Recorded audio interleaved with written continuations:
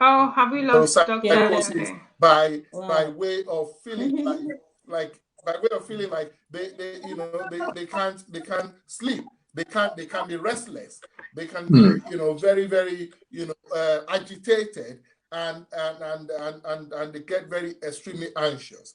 Now, those are on a nutshell what psychosis is all about. But for the major mental health disorder, one of which we're going to be talking about today, I think we're going to be, sort of streamlining down to the areas of delusion. Now, the delusion as a symptom of psychosis is a very, very, very serious, type of mental illness. And delusion, as I defined earlier, is when people have extreme conviction, against the contrary, that something is happening to them. And they can experience it in form of paranoia. They just have this conviction and belief that people are conspiring against them. They're planning, to harm them. So they feel unsafe around people. And some people, because of that perception, they can get dangerous, because if they think that you around them, is planning evil, you're going to kill them, therefore they need to sort of protect themselves, they can act and harm you and cause serious damage.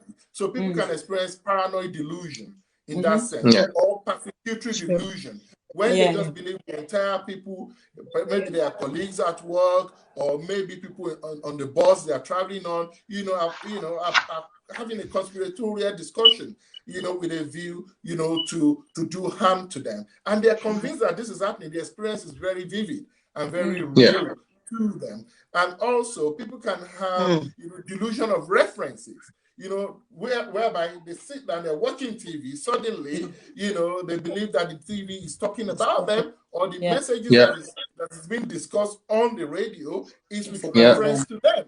And they get very agitated about it.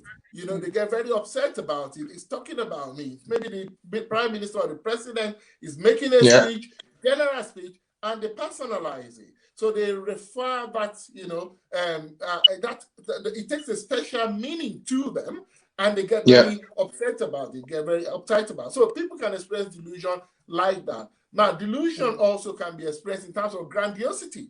When people feel that they have extra power, they have extra, they are rich than what they belong to royalty. They have some power to cure some certain conditions, and they have expansive, sort of mood, feeling like, they can do anything. And it can manifest to the point whereby people can just drive a car. When they feel they can drive a car without, even using the steering, they can jump off the bridge, without anything happening to them. And people have been known to do that. And then which will end up causing them serious damage. And now, other types of delusion will be delusion of jealousy, delusion of poverty. People believe, in the midst of plenty, people believe they don't have anything. Now, delusion of jealousy, whereby they believe that somebody else is about to take their husband, somebody else is about to take their wife, or they begin to have, jealousy ideas towards people, and they're convinced that somebody is actually taking their spouses away from them. And people can have erotomanic delusion. Erotomanic delusion is a delusion whereby people think, somebody of importance, somebody in the public space has fallen in love with them. And it's not uncommon for people to begin to stalk people like that. For when you suddenly think the wife of the president, has fallen in love with you, or one of the big, Nollywood or Gollywood, star, has fallen in love, and you're convinced that that is happening. And everything around you points to the fact that, yes, this person actually he sent me a message, or she sent me a message, she's in love. And then people begin to stalk people like that. And they can go to extreme lengths to sort of establish that, yes, this is true. I can tell you that this person is actually in love with me. It's called erotomanic delusion. Okay. And people can also have what we call shared delusion. Delusion, folly ado, whereby people can transfer, their own delusional thinking, their own delusional mind, and transfer it to another person in the same household. So they sort of cause a situation whereby their children or their family member begin to share that delusional belief with them, and then they become psychotic together. It is called family madness, or family delusion, madness of self-reality, they call it. So whereby people have shared delusion. So in the context of delusion, patient can present with various forms, but the commonest form we see in practice are delusion, paranoid delusions, persecutory delusions, delusion of references, grandiose delusion, and they are quite specific with some specific conditions. Now, a nihilistic delusion can happen whereby people feel their internal organs are rotting, their brain is melted, and things like that can happen to them. Now, when you move to hallucination, I need to break it down a little bit for the understanding of our viewers. Okay, as I said earlier, hallucination is abnormal perception, okay, of in the absence of external stimulus. Now, the one that is commonly associated with psychotic symptoms or psychotic disorders are auditory hallucinations. When people, begin to hear voices of people that are not there. And that can exist in different forms. People can experience it by way of them hearing that people are talking to them when there's nobody there. Okay? They can hear people talking to them, and when you look around, there's nobody. That is called, second degree hallucination, second person hallucination.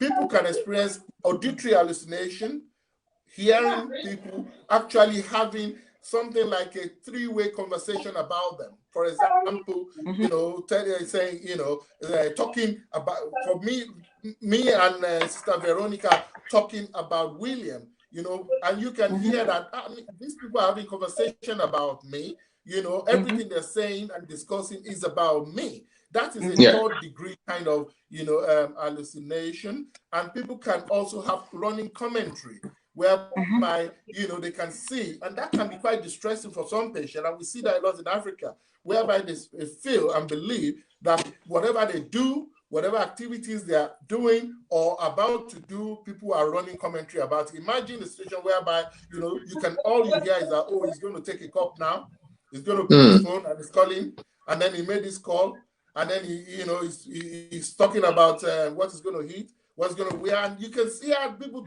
running comment about what you do. No, he's tying his shoelace now. What are you going to do now? He's going to take his ball.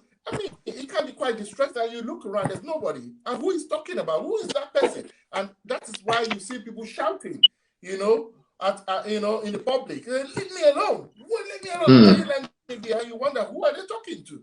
Because that content, is quite distressing for them. And therefore, they are responding to it. So it's not common for you to see people, talking and moving around and talking, in the public, and you wonder, who are they talking to?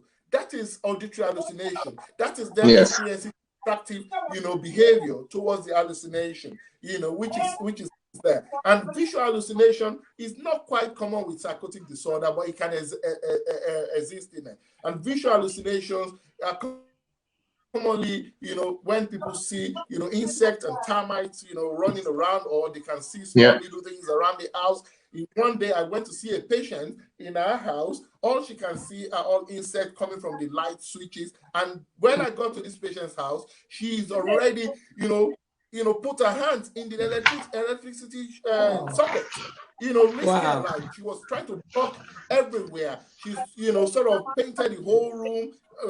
All the electric socket has been tampered with because she believed that these things were coming out from there, and they were distressing to her. She couldn't even sleep on her sofa. She can see all of them crawling up and down, hands and everything. Seeing images on the wall. Some images are good images. One is devil images. It can be as vivid as that. And these are the flavor of psychotic symptoms. And now, the psychotic disorder are characterized by all these. And they are symptoms of major mental health disorder like schizophrenia. Absolutely.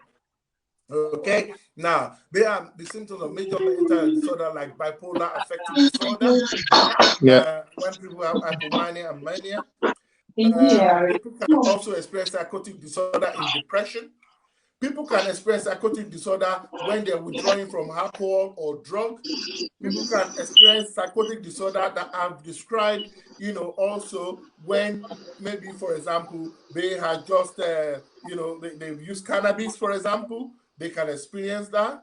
People can experience it when also they are in extreme state of stress. You know, when people are in a state of stress, they can have abnormal thinking, abnormal perception.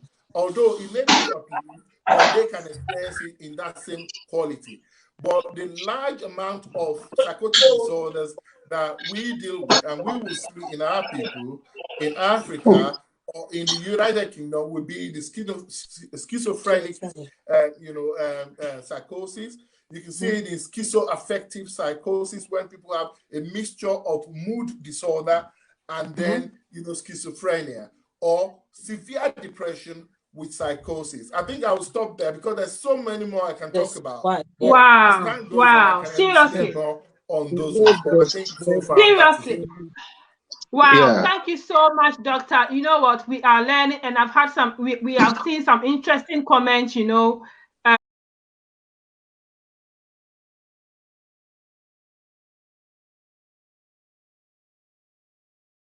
from people, you know. Charles O'Brien